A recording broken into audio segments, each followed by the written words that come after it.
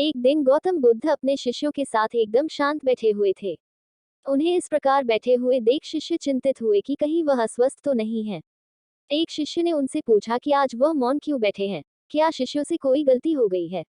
इसी बीच एक अन्य शिष्य ने पूछा कि क्या वह अस्वस्थ हैं, पर बुद्ध मौन रहे। तभी कुछ दूर खड़ा व्यक्ति जोर से चिल्लाया, आज मुझे सभा में बैठने की अनुमति क्यों नहीं दी गई है।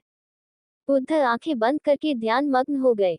वह व्यक्ति फिर से चिल्लाया, मुझे प्रवेश की अनुमति क्यों नहीं मिली। इसी बीच एक उदार शिष्य ने उसका पक्ष लेते हुए कहा कि उसे सभा में आने की अनुमति प्रदान की जाए। बुद्ध ने आंखें खोली और बोले, नहीं, वह अछूत है, उसे आज्ञा नहीं दी जा सकती। ये सुनकर शिष्यों को बड़ा आश्चर्य हुआ।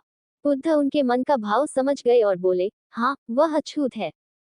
इस पर कई शिष्य बोले, हमारे आश्रम में जात पात का कोई भेद ही नहीं, फिर वह अछूत कैसे हो गया।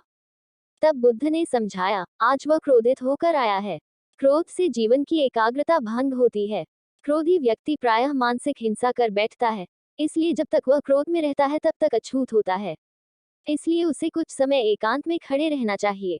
क्रोधित शिष्य भी बुद्ध की बातें सुन रहा था। पश्चाताप की अग्नि में तप कर वह समझ चुका था कि अहिंसा ही मनुष्य का महान कर्तव्य व परम धर्म है। वह बुद्ध के चरणों में गिर पड़ा और कभी क्रोध न करने का प्रण लिया।